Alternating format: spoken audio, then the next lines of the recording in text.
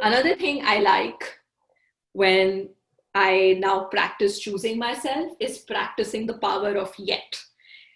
Just last week, I couldn't design a social media post that I had been wanting to do for a long time. And I told myself that, Priyal, you don't know how to do this. You cannot. And in the moment, I thought that's not truly the right way to look at it. I can tell myself I don't know it yet.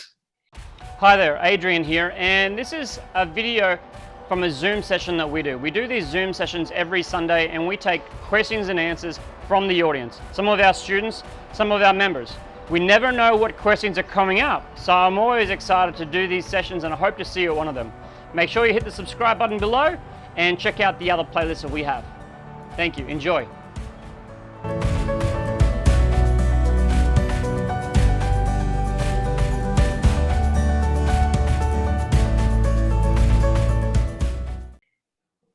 As I said before, choose yourself is your ability to move out of reaction mode, to pause, to evaluate, to acknowledge the emotion that you're truly feeling, and then change your response. So here is a metaphor that I truly like for choosing yourself is, you know how Google Maps works? You put in a destination and you get like a step-by-step procedure to reach there. In our lives, if we know what our ultimate destination is, where we truly want to go, we will find a step-by-step way or method to reach there. But if we don't know where we want to go, how are we going to choose ourselves to reach there? So the first step in choosing yourself is your ability to truly know your final destination, to apply consequential thinking to all the decisions that you take in your life. What are the pros and cons? And applying consequential thinking means using rational and emotional data together. Will it matter to you 5 years from now? Will it matter to you 10 years from now? How do you decide what is important? How do you prioritize what is important? Navigating emotions is another really important aspect of choosing yourself.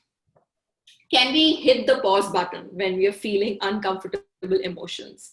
Sit with them for as long as we need to. See what they are trying to tell us and then transform them. There's this particular model that I like when we talk about navigating emotions. It's called validate, explore, and transform. Here's another example that I had to use recently to navigate my emotions. And I use this 3-part concept to be able to reach a different conclusion. I was working in China till January 2020, till the COVID-19 pandemic happened. And I was new in Shanghai. It had only been 6 months since I'd been there. And my parents called me back to India. My mother was sick and nobody had no idea what the pandemic was going to turn out to be like. So they called me back. I got stuck in India. I could not go back. Lockdowns happened and I had to quit my job. I was working in a pharmaceutical company in a lab. I could not work from home. So I quit my job in March. And I was stuck in India with a family I had not lived with for the past 13 years. It was a very uncomfortable and challenging situation for me. I had no idea what to do. I had gone to China for an amazing job that I had wanted for a very long time, and I had to unexpectedly quit it. I realized I could use the time now that I had on hand the next few months to either sit and cry and hope that the pandemic passes away and I could go back to my job and then feel happy again. Or I could use this time to truly transform myself and do something I had wanted to do for a very long time. And I immersed myself into coaching. And I have seen deeply transformational results. But this truly came from being able to navigate emotions effectively. At the start of when this situation happened, or this adversity, as I like to call it, happened, I was constantly had mood swings. I was irritable. I did not know what my emotions were trying to tell me. I did not know what to do with it. I sat with it for a few days. I explored what it was trying to tell me. They were trying to tell me that my job was important, what I was doing was important, and I needed to do something useful with my time, or find something new to do that truly meant something to me. And then I realized that I could transform them. And I went on this coaching journey. So in times of adversity, how do we truly choose ourselves? Do we think the situation is permanent? Are we truly powerless in the situation? Or can we turn around and make use of our own power? One another aspect of navigating emotions I have found useful is transforming your emotions in your physical body. You know, when we often feel joy or love, we feel it fill up our own body and we can feel those happy sensations everywhere. But when we feel sadness or overwhelm or anger, it often manifests as headaches or migraines or low energy, lack of motivation. But we truly do not tie it back to something that is the result of us being unable to answer an emotion or unable to truly navigate them. So if we can connect our emotions back to the physical sensations in our body, we can truly transform them in the moment as well.